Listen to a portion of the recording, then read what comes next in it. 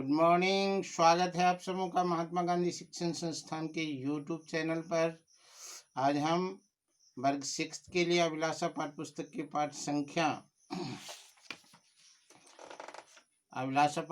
पाठ संख्या 9, जिसका नाम है नई दिशा की ओर के अभ्यास कार्य को देखेंगे।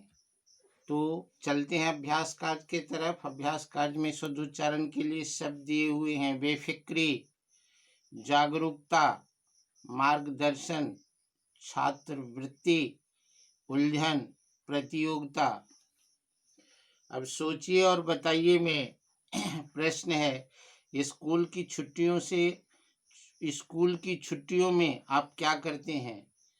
तो हम लिखेंगे कि स्कूल के छुट्टियों में हम अपने बचे हुए काम, जो हमारे वर्ग कार्य, गृह कार्य के समय पीछे हो जाता है, नहीं हो पाता है, हम अपने आधारभूत संरचना को तैयारी करते हैं। किसी विषय में हमारी कमजोरी होती है, हम उसे दूर करने का प्रयास करते हैं। यही स्कूल के छुट्टियों का काम होता है। अलका ने चित्रकला में हिस्सा क्यों नहीं लिया होगा? अलका अपने एक छोटी सी गलती, जिसके कारण वह चित्रकला में हिस्सा नहीं लिया, वह कुछ लापरवाही जो उसके समय को सही से नहीं पकड़ पाया, अपने घर की एक नौकरानी जिसको शिक्षित करने का अनुरोध उसके पिताजी उससे कर चुके थे, नहीं कर पाई। अगर वह शिक्षित होती तो वह पत्र जो उसे समय बदलने के लिए गुरुजी ने भेजे थे पढ़ करके सुना देती और वह ससमय अपने प्रतियोगिता में भागीदारी सुनिश्चित कर लेती। लेकिन उसके अनपढ़ होने के, घर के मेंबर के अनपढ़ होने के कारण वह उसमें भाग नहीं ली होगी। अलका को अपनी किस गलती पर पश्चाताप हो रहा था? अलका को अपने बुजुर्गों की, अपने पिताजी के द्वारा दी गई काम को, अपने बुजुर्गों की सलाह को नहीं मानने वाली गलती पर पश्चाताप हो रही थी कि अगर वह बुजुर्गों के आदेश को ससमय मान लेती तो आज वह इस प्रतियोगिता को मिस नहीं करती। चलते हैं लिखित के तरफ। लिखित में किसने कहा, किससे कहा, में निशान लगाएंगे। जहाँ तक मेरा विचार है, तुम्हें चित्रकला कक्षा में प्रवेश लेना चाहिए।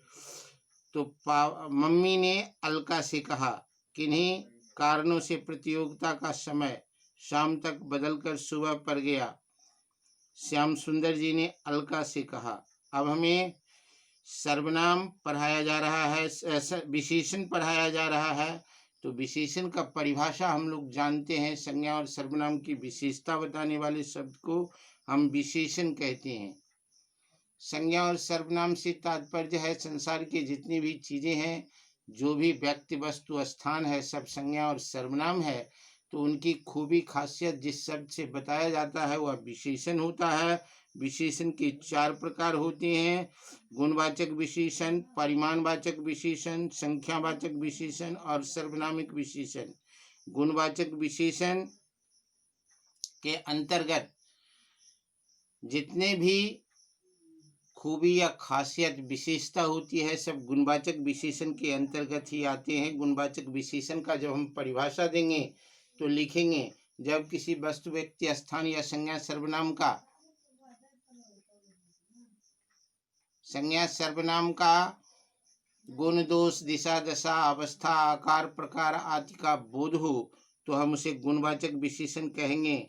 इसमें दिया हुआ है, जैसे शैतान लड़का, शैतान जो है विशेषण है।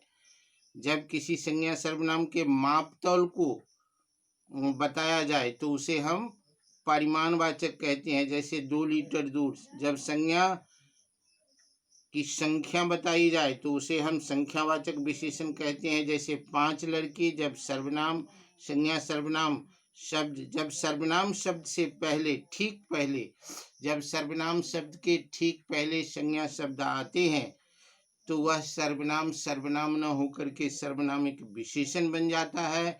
जैसे यह स्कूल मेरा है, यह सर्वनाम है और स्कूल संज्ञा है। स्कूल से ठीक पहले सर्वनाम शब्द का प्रयोग हुआ है, इसीलिए यह सर्वनाम नहीं होकर के सर्वनामिक विशेषण होता है। तो आइए हम इसके दिए गए प्रश्नों को देखते हैं। दिए गए विशेषण शब्दों का सही भेद पर निशान लगाइए। थोड़ी जमीन को हम परिमाणवाचक विशेषण में टिक करेंगे। सुंदर जगह गुणवाचक विशेषण में टिक करेंगे। कुछ बच्चे को हम संख्यावाचक विशेषण में टिक करेंगे। यह किताब, इसे हम सर्वनामिक विशेषण में टिक करेंगे। आधा लीटर दूध, इसे हम परिमाणवाचक विशेषण में टिक करेंगे। रंगीन उपहार, तो इसे हम गुणवाचक विशेषण में टिक करेंगे। तो आज के वीडियो में हम आपको यही तक बताए हैं। अगले वीडियो में बचे हुए प्रश्नों के उत्तर बताएंगे। आप लोग अपने उत्तर पुस्तिका या अभ्यास पुस्तिका में इसे तैयार करके चिंतन मनन कर सीखने का प्रयत्न करेंगे। धन्यवाद।